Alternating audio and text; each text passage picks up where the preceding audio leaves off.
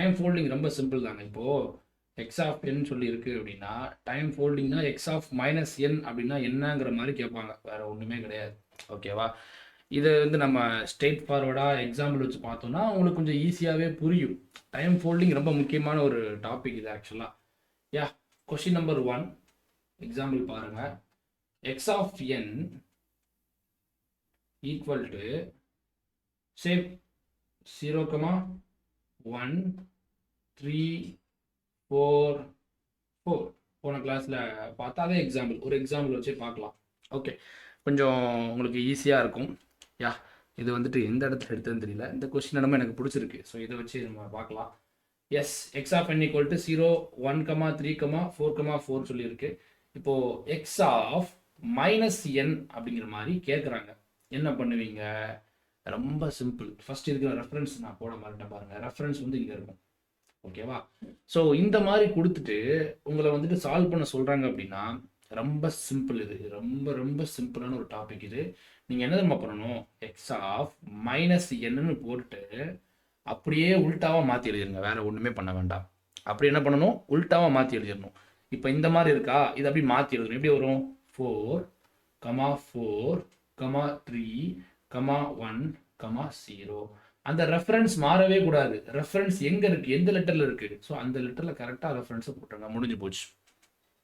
Sir இது ட்ரூவாக இருக்குமா அப்படின்னு கேட்டிங்கன்னா ட்ரூவாக தான் இருக்கும். பாருங்கள், ஓ இதை வந்து நம்ம கிராஃப் போட்டு பார்க்கலாமா? இப்போ சே ஃபார் எக்ஸாம்பிள் இதுக்கு கிராஃப் பார்க்கலாம். இது கிராஃப் எப்படி இருக்கும்? ஈஸியாக போடலாமா? பிளாட் பண்ணலாமா கிராஃப்? எஸ், டைம் டொமைனில் எப்படி வரும் பாருங்கள். 0, 1, 3, 4, 4. 0, 1, 2, 3, 4. 1, 3, 4, 4. 0, 1, 3, 4, 4. இது என்ன? X of n. இது எக்ஸ் ஆஃப் என்.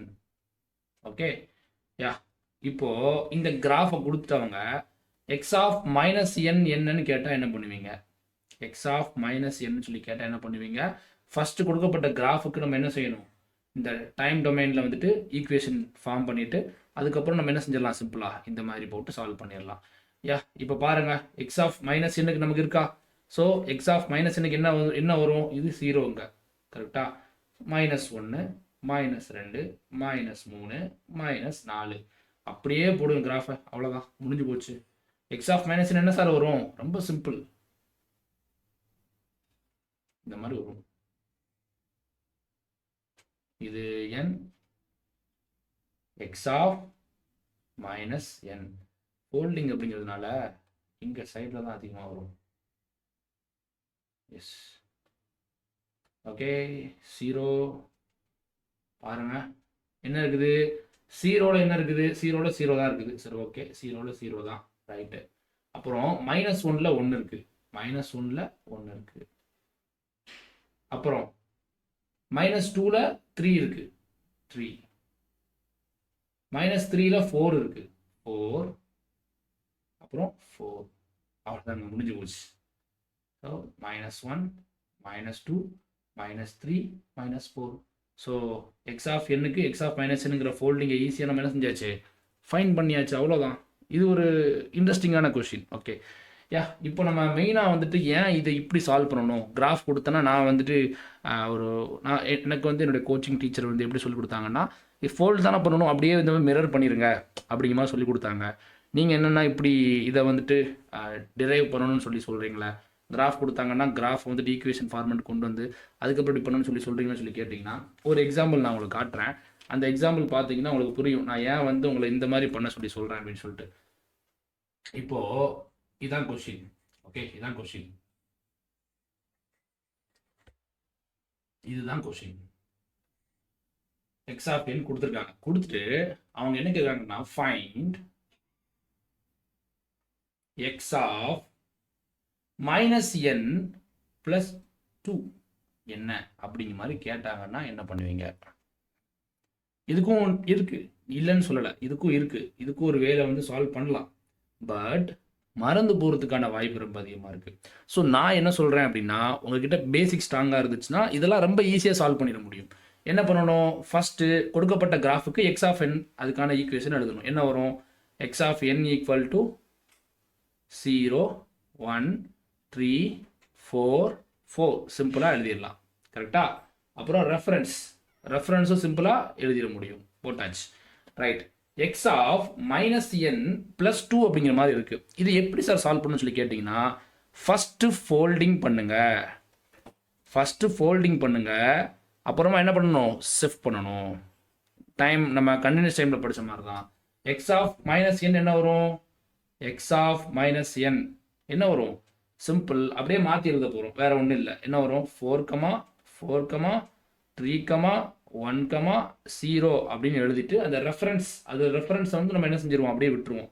ரெஃபரன்ஸ் அப்படியே எங்கே ரெஃபரன்ஸ் இருக்கோ அங்கேயே நம்ம ரெஃபரன்ஸ் போட்டுருவோம். கரெக்டா? யா.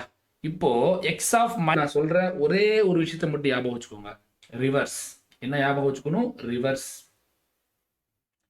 ரிவர்ஸ் மட்டும் ஞாபகம் வச்சுக்கோங்க. Okay, right. இந்த ஷிஃப்டிங் பொறுத்த வரைக்கும் மதிப்பு எதுவும் மாற போகிறது இல்லை. அதனால் அப்படியே எழுதுறேன், 4, 3, 1, 0 இதெல்லாம் எதுவும் மாறாது. இந்த ஆரோ மார்க் தான் வந்து என்ன செய்ய போகுது, லெஃப்ட் போதா இல்லை ரைட்டு போதா அப்படிங்கிறத யார் டிசைட் பண்ணுவா, இவர் தான் டிசைட் பண்ணுவார். +2 இருந்தால் ரைட் சைடு போகும், -2 இருந்தால் லெஃப்ட் சைடு போகும். அதாவது +k இருந்தால் ரைட் சைடு, -k இருந்தால் லெஃப்ட் சைடு. கரெக்டா? பட் இங்கே மட்டும் நீங்கள் ஞாபகம் வச்சுக்க வேண்டிய விஷயம் ஒன்றே ஒன்று என்ன அப்படின்னா, இந்த கேஸை பொறுத்த வரைக்கும் +2 வந்துச்சு அப்படின்னா -2ன்னு போட்டுருங்க, -2 வந்துச்சுன்னா +2ன்னு போட்டுருங்க. இங்கே மைனஸ் என் இதை மட்டும் ஞாபகம் வச்சுக்கோங்க. இதை மட்டும் நீங்கள் ஞாபகம் வச்சுக்கோங்க. அதை ரிவர்ஸ் கான்செப்ட் மட்டும் ஞாபகம் வச்சுக்கோங்க. ஓகேவா? இங்கே +2 இருக்கா, அப்போ டக்குன்னு என்ன செய்யணும், -2 ஞாபகம் வச்சுக்கோங்க. ஓகேவா? -2 டக்குன்னு நீங்கள் கன்வெர்ட் பண்ணிட்டு என்ன செய்யணும், இங்கே என்ன இருக்குது, இங்கே 0 இருக்குது, -1 எங்கே வரும், 1 -1 -2. ஸோ இங்கே தான் வரும். ஓகேவா? இதை மட்டும் நீங்கள் கொஞ்சம் கவனத்தில் வச்சுக்கணும். ஓகேவா? ரைட்டு. இப்போ இதே கொஷினில் வந்துட்டு அவங்க இப்படி கேட்டிருக்காங்க, என்னன்ட்டு எக்ஸ் ஆஃப் -n -2 அப்படிங்கிற மாதிரி கேட்டிருக்காங்கன்னா என்ன பண்ணுவீங்க, ரொம்ப simple. First x of minus என்ன ஃபைன் பண்ணிடுவீங்க, எக்ஸ் ஆஃப் மைனஸ் என்ன ஃபைன் பண்ணிடுவீங்க, எக்ஸ் ஆஃப் -n -2க்கு என்ன பண்ணணும் அப்படின்னா, இங்கே -2 இருக்கா, அதை நீங்கள் என்ன செய்யணும், +2 அப்படின்னு மனசில் வச்சுக்கிட்டு இதை வந்து நீங்கள் என்ன செய்யணும், 1 2ன்னு சொல்லி மாற்றி ஷிஃப்ட் பண்ணணும். இது எப்படி வரும், 4, 3, 1, 0, 1, 2 இந்த மாதிரி போட்டுட்டு அதுக்கப்புறம் இங்கே 0 இருக்குது. கரெக்டாக? இங்கே தான் ரெஃபரன்ஸ் இருக்குது. கரெக்டுங்களா? இங்கே தான் ரெஃபரன்ஸ் இருக்குது. இங்கே +2ன்னு வச்சு நம்ம என்ன செய்யணும், ரைட் சைட் ஷிஃப்ட் பண்ணணும். ரைட் சைட் ஷிஃப்ட் பண்ண நமக்கு என்ன கிடைக்கும், இந்த மாதிரி கிடைக்கும். பட் இது கேட்குற கொஸ்டினில் இந்த மாதிரி நமக்கு கிடைக்கும். அப்புறம் நீங்கள் ஈஸியாக ஆன்சர் பண்ணிட முடியும். சரி, ஓகே. கேட்ட கொஸ்டினுக்கு நம்ம ஆன்சர் பண்ணலாம். நம்ம ப்ராப்ளம் சால்விங் செஷனில் இன்னும் நிறைய விஷயங்கள் வந்து டிஸ்கஸ் பண்ணலாம். அவ்வளோதாங்க. இப்போ ஈஸியாக நம்ம என்ன பண்ணிட முடியும், இந்த சம்மை சால்வ் பண்ணிடலாமா? எப்படி வரும் பாருங்க, எக்ஸ் ஆஃப் -n +2 இங்கே n. Okay, right. இங்கே இது 0, -1 -2 +1 +2 பாருங்க என்ன வரும், 0ல் 3 இருக்கு. ஸோ 0ல் 3 இருக்கு. ஓ சாரி, 0ல் 3 இருக்கு, போட்டாச்சு. அப்புறம் 1ல் 1 இருக்கு, 1. அப்புறம் 2ல் வந்துட்டு 0 இருக்கு. ஓகே, அப்புறம் இங்கே 4 இருக்கு, இங்கேயும் 4 இருக்கு. அவ்வளோதாங்க, முடிஞ்சு போச்சு. ஸோ ப்ராப்பராக நம்ம என்ன செஞ்சாச்சு, ஃபோல்டிங் அண்ட் ஷிஃப்டிங் ரெண்டையுமே பண்ணியாச்சு. ஸோ -2 -1 0 1 2. ஓகே, இது என்ன, இது 0 1 3 4 4. ஓகேவா? யா.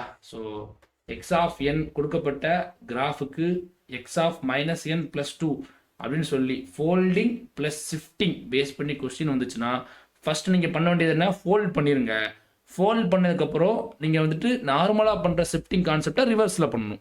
ஓகேவா? நார்மலாக பண்ணுற ஷிஃப்டிங் கான்செப்ட் என்ன செய்யணும், ரிவர்ஸில் பண்ணீங்க அப்படின்னா முடிஞ்சு போச்சு. நம்ம நெக்ஸ்ட் கிளாஸில் வந்துட்டு டைம் பேஸ் பண்ணி பார்க்கலாம், டைம் ஸ்கேலிங் பற்றி பார்க்கலாம். டைம் ஸ்கேலிங்கில் வந்து பார்த்தீங்கன்னா டைம் கம்ப்ரெஷன், டைம் எக்ஸ்பான்ஷன் சொல்லிட்டு 2 டாபிக் இருக்குது. நம்ம அதை பற்றி என்ன செய்யலாம், டீட்டெயில்டாக நெக்ஸ்ட் கிளாஸ் டிஸ்கஸ் பண்ணலாம். தேங்க்ஸ் ஃபார் வாட்சிங் திஸ் வீடியோ. சேனல் சப்ஸ்கிரைப் பண்ண மறந்தீங்கன்னா மறக்காம சப்ஸ்கிரைப் பண்ணி சப்போர்ட் பண்ணுங்கள். பார்க்கலாம்.